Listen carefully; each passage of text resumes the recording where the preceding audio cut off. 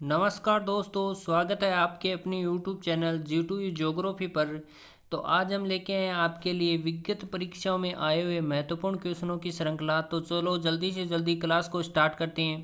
Class को पूरा अंत तक देखना है ताकि आपके सामने जो महत्वपूर्ण क्वेश्चन मैं जो लेके आया हूँ वो छूट ना सके। तो जल्दी से जल्दी क्लास को स्टार्ट करते हैं। पहला क्वेश्चन है हमारे सामने। तो पहले क्वेश्चन की ओर चलते हैं। निम्न में से किसको राज्यपाल द्वारा चुना जाता है? तो इसके अंदर देखें राज्यपाल के द्वारा किसे चुना जाएगा। तो ए ऑप्शन है राज्य के महाधिवक्ता, इसके बाद बी ऑप्शन है लोक सेवा आयोग के सदस्यों, सी ऑप्शन है राज्य निर्वाचन आयुक्त, इसके बाद डी ऑप्शन है सभी को। तो राज्यपाल के द्वारा किसे चुना जाता है? तो इसमें करेक्ट आंसर हो जाएगा डी, सभी को चुना जाता है। इसके बाद अगले क्वेश्चन की ओर चलते हैं। तो क्वेश्चन नंबर 2 है वो हमारे सामने है दोस्तों। क्वेश्चन नंबर 2 है राजस्थान लोक सेवा आयोग के अध्यक्ष को निलंबित किया जा सकता है। तो ए ऑप्शन है राज्य के मुख्यमंत्री द्वारा, बी ऑप्शन है राजस्थान के मुख्य सचिव द्वारा, सी ऑप्शन है राजस्थान के राज्यपाल द्वारा और डी ऑप्शन है राजस्थान उच्च न्यायालय के मुख्य न्यायाधीश द्वारा।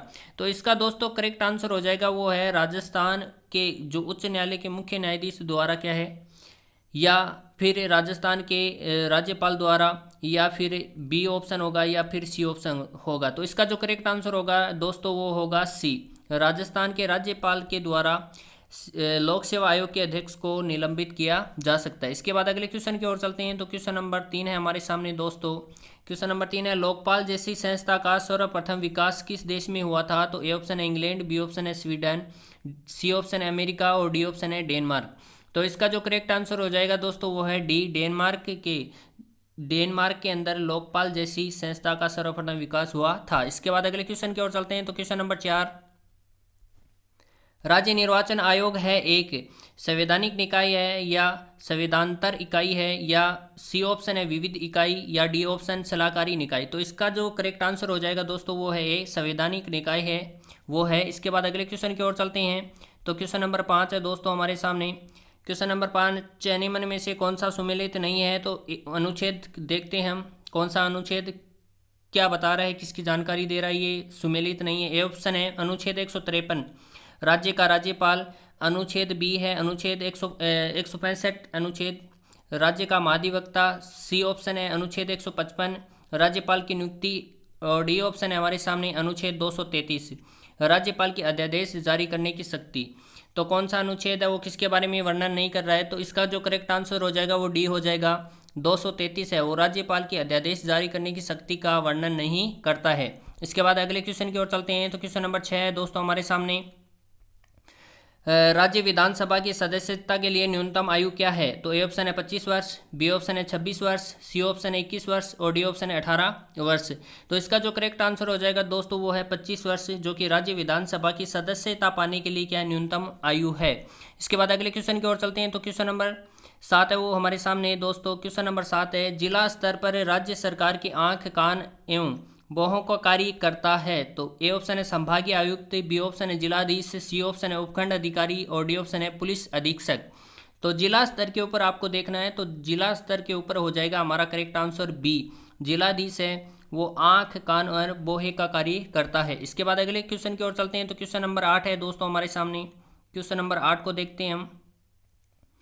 क्वेश्चन नंबर 8 है कि राज्य के मुख्य सूचना आयुक्त या अन्य आयुक्तों को किसके द्वारा पद से हटाया जा सकता है? तो ए ऑप्शन है राज्यपाल द्वारा स्वयं ही, या बी ऑप्शन है मुख्यमंत्री द्वारा, सी ऑप्शन है राज्यपाल द्वारा उच्च न्यायालय के निर्देश पर, डी ऑप्शन है हमारे सामने राज्यपाल द्वारा उच्चतम न्यायालय के निर्देश पर। तो इसका जो करेक्ट आंसर हो जाएगा दोस्तों वो है डी, राज्यपाल द्वारा उच्चतम न्यायालय के निर्देश पर हटाया जा सकता है। इसके बाद अगले क्वेश्चन की ओर चलते हैं। तो क्वेश्चन नंबर 9 है हमारे सामने।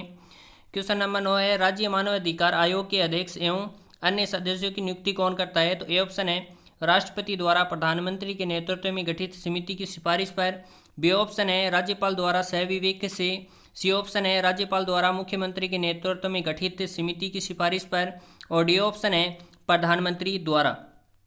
तो दोस्तों इसका जो करेक्ट आंसर हो जाएगा वो है हमारा सी, राज्यपाल द्वारा मुख्यमंत्री के नेतृत्व में गठित समिति की सिफारिश पर मानव अधिकार आयोग के अध्यक्ष एवं अन्य सदस्यों की नियुक्ति की जा ती है। इसके बाद अगले क्वेश्चन की ओर चलते हैं। तो क्वेश्चन नंबर 10 है हमारे सामने दोस्तों, राज्य मानव अधिकार आयोग अपना वार्षिक प्रतिवेदन है वो किसको प्रेषित करता है। तो प्रतिवेदन की बात आ रही है यहाँ पर।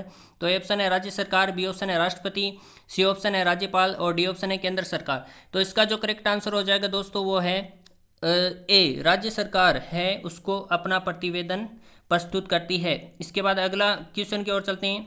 अगला क्वेश्चन है हमारा, राजस्थान में गेटोर की छतरियाँ किस राजवंश की है। तो इसमें ए ऑप्शन है हाड़ा, बी ऑप्शन है सिसोदिया, सी ऑप्शन है परमार और डी ऑप्शन है कछवा। तो राजस्थान में गेटोर की छतरियाँ हैं वो किस राजवंश की हैं। तो डी ऑप्शन हो जाएगा कछवा वंश की हैं। इसके बाद अगले क्वेश्चन की ओर चलते हैं। तो क्वेश्चन नंबर, शासकों की यथोगाथा वाले शिलालेखों को कहते हैं। ए ऑप्शन है स्मारक, बी ऑप्शन है ताम्रपत्र, सी ऑप्शन है यशोगाथा और डी ऑप्शन है प्रशस्ति। तो जो यथोगाथा लिखी जाती है शिलालेखों के ऊपर उसे कहा जाता है। तो इसका जो करेक्ट आंसर हो जाएगा दोस्तों वो है डी, प्रशस्ति कहा जाता है। इसके बाद अगले क्वेश्चन की ओर चलते हैं। तो क्वेश्चन नंबर 13 है, बप्पा रावल का मूल नाम क्या था। तो ए है गुहादित्य, बी ऑप्शन है हमारे सामने महेंद्रदित्य, इसके बाद सी ऑप्शन है कालभोज और डी ऑप्शन है अलट। तो इसका जो करेक्ट आंसर हो जाएगा दोस्तों वो है सी, कालभोज के नाम से क्या है बप्पा रावल को जाना जाता था।